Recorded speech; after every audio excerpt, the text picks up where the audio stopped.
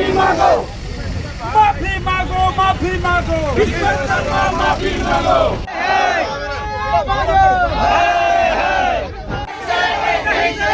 नारी शक्ति નો અપમાન નહીં સહેંગે, નહીં સહેંગે। બનાસકાંઠાના સાંસદ જ્ઞાનીબેન ઠાકોરને લઈને થોડા દિવસ પહેલા ભાજપના પ્રદેશ પ્રમુખે જે વિવાદિત નિવેદન આપ્યું હતું તેના કારણે હવે કોંગ્રેસના નેતાઓમાં રોજ દિવસે ને દિવસે ભભૂકી રહ્યો છે અને આના સંદર્ભમાં આજે બનાસકાંઠાના રસ્તાઓ પર કોંગ્રેસના કાર્યકરો અને નેતાઓ ઉતર્યા અને જગદીશ વિશ્વકર્મા માફી માંગે તે પ્રકારના બેનરો દર્શાવ્યા।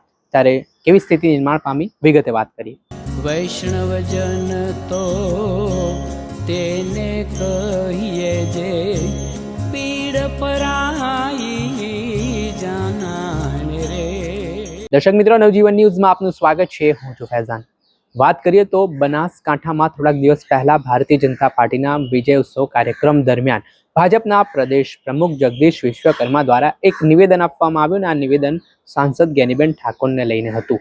આ વિવાદિત નિવેદન બાદ ગુજરાતભરમાં કોંગ્રેસના નેતાઓ અને કાર્યકરો મેદાને આવ્યા છે, લડી લેવાના મૂડમાં જોવા મળી રહ્યા છે। જેમાં જગદીશ વિશ્વકર્મા આ નિવેદન બદલ માફી માંગે તેવી માંગ કોંગ્રેસના નેતાઓ દ્વારા કરવામાં આવી રહી છે। ઠેર ઠેર વિરોધ પ્રદર્શનો યોજાઈ રહ્યા છે। આટલેથી ઠીક, પરંતુ સાંસદ જ્ઞાનીબેન ઠાકોરે ખુદ ઓપન ચેલેન્જ છે તે જગદીશ વિશ્વકર્માને આપી છે કે તેઓ 2027માં તેમની સામે ચૂંટણી લડે। આના જ કારણે રાજકારણ ગરમાયું છે। ત્યારે વચ્ચે બનાસકાંઠાના મુખ્ય રસ્તાઓ પર આજે કોંગ્રેસના કાર્યકરો છે, નેતાઓ છે, તે હાથમાં બેનરો દર્શાવીને વિરોધ નોંધાવવા માટે ઉતર્યા છે અને આ અપમાન છે તે મહિલાઓ અને દીકરીઓનું અપમાન છે તે પ્રકારની વાત સાથે ઉગ્ર વિરોધ પ્રદર્શન કરવામાં આવ્યું છે।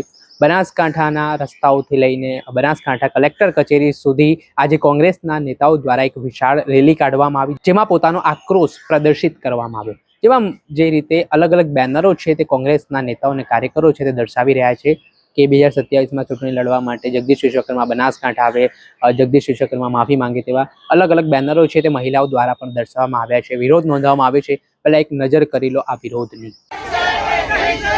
नारी शक्ति નો અપમાન નહીં સહેંગે, નહીં સહેંગે। माफी मांगो, माफी मांगो, माफी मांगो, विश्वकर्मा माफी मांगो।